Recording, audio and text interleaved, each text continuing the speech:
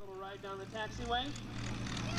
And they had a top on it yesterday, but now they have a seat on the back, what's called the do-si-do, and allows a person to sit backwards on it as they type out Geico high in the sky. Look at that, folks. That is a computer-controlled system. Old airplanes filled up with modern technology. Geico's. I'm just teasing, folks. It's the Geico Sky Typers, and they're up there putting a message up for us as Warbirds, folks, taking a bite out of the sky. The P-40, piloted by Bob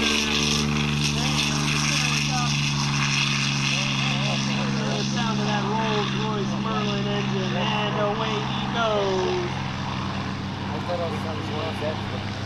Yeah. I'm wrong. I'm sorry, folks. It's the Skeleton engine, and here's P-51.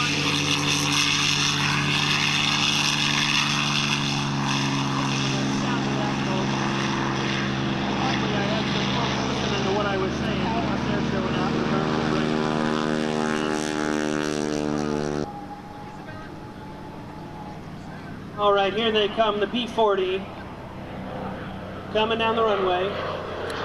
Here's like Colonel Robert Scott's plane diving in low as the P-51. Listen to the sound of that engine, folks.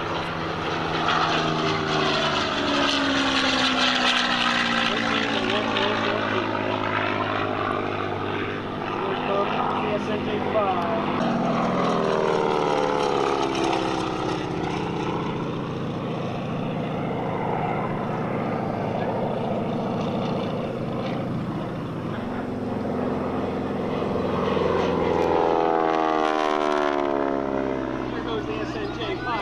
So it looks like the Sky Typers are putting up another message, and that one looks like it's going to say Warbirds over Long Island, which is...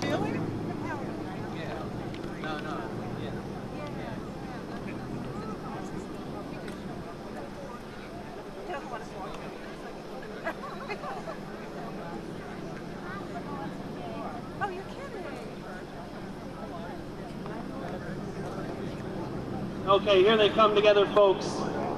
A high-speed pass, the P-40 and the P-51, two World War II vintage aircraft. Here they go.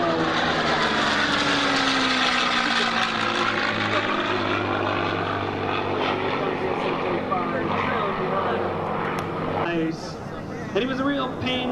He kept asking, can you give me a plane? I'd love to fly combat. I'd really love to fly against the Japanese. And they said, no, you're too old. And finally, they gave him an airplane. Come overhead, folks. Down the runway. They gave him his own brand new P-40, and he started flying his power engine.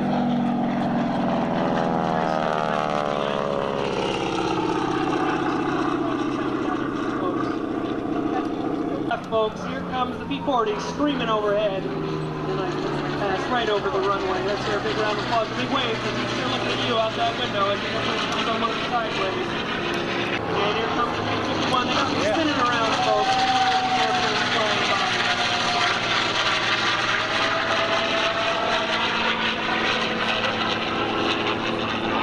P-5, powered by the Pratt Whitney.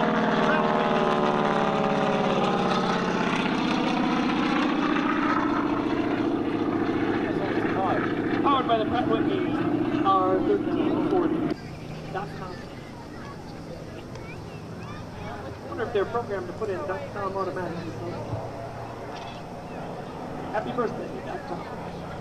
And here comes the P-40 flying overhead. Now this was early World War II technology. This was actually before World War II. The late 30s this airplane was designed. It's a nice airplane, and here comes the P-51. And this was actually coming around, lining up at the runway, almost coming straight towards us, then banking over on the other wing. Look at that airplane, folks. Look at it banking around the sky. That was much more advanced technology, early to mid-40s. That was the airplane that really made the difference in World War II. They were, oh, here comes the SNG. We're not focusing completely on it. When it came to the P-51, that was one action to get that airplane up. Another thing on the P-51, they widened the landing gear. It was less likely to ground loop. They were able to improve the cooling. They had a different engine in the P-51, had a higher ceiling. Here they go again.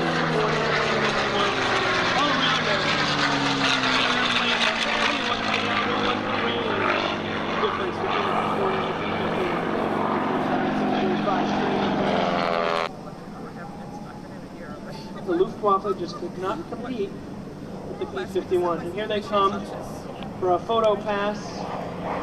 That P-51 almost upside down, and the P-40 flying straight level. Colonel Roberts and the P-51. Father and son, Bob and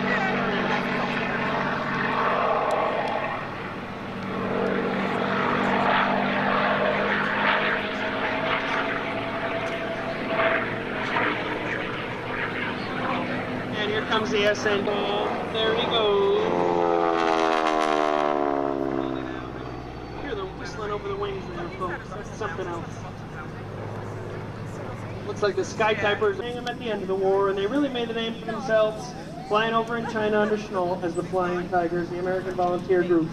This aircraft, in the colors of Colonel Robert Scott, author of God is My Co-Pilot, and here he comes in for a landing, 2 wheels down. You can hear that chirp. Yeah, that we were Chirp of the tires, tail still high, and he'll bring that tail down, working that rudder back and forth.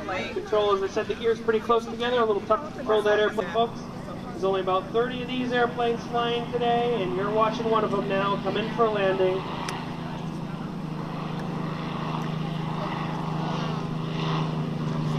Merlin engine, there it goes.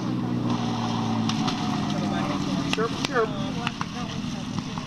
Wider landing gear makes it a little easier to land, a little easier to keep control of the airplane. And the tail's coming down, still working that rudder. Looks like the tail's down.